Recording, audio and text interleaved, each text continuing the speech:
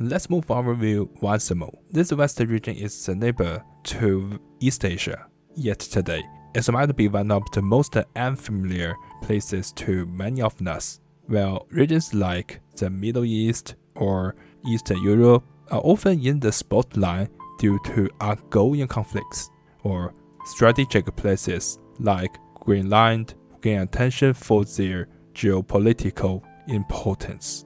Central Asia remains relatively quiet. Most of the politics attention has been drawn away by regions with more intense and controversial news. However, that doesn't mean this region is not important, especially when looking at Asian history.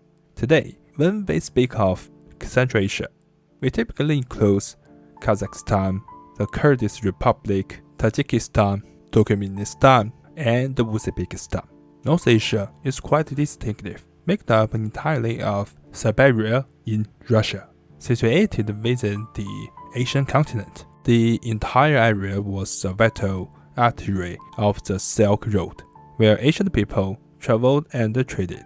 The people of Central Asia were renowned for their nomadic lifestyle and the mastery of horsemanship, and the horses still play a central role in cultures like Kyrgyzstan today. The region is primarily home to Turkic and the Mongolic peoples. While most Mongolic groups live on Mongolian plateau, the Turkic peoples of Central Asia are predominantly Muslim, whereas many in North Asia maintain their traditional folk beliefs. Although Turkic, Arabic, and Persian peoples are all Muslim, their distinct ethnic backgrounds, cultures, and histories lead me to separate them into different categories. Furthermore, their masks are visibly different in shape, even if the internal mechanisms are similar. So, why group North Asian firearms with those of Central Asia? Besides the shared Turkic heritage here, though Paleo-Asiatic and Tungusic peoples are also present, their numbers were fewer than those of the Turks. Meanwhile, both regions were deeply influenced by Russia. As early as the 16th century, Russia began exploring and attempting to rule this land.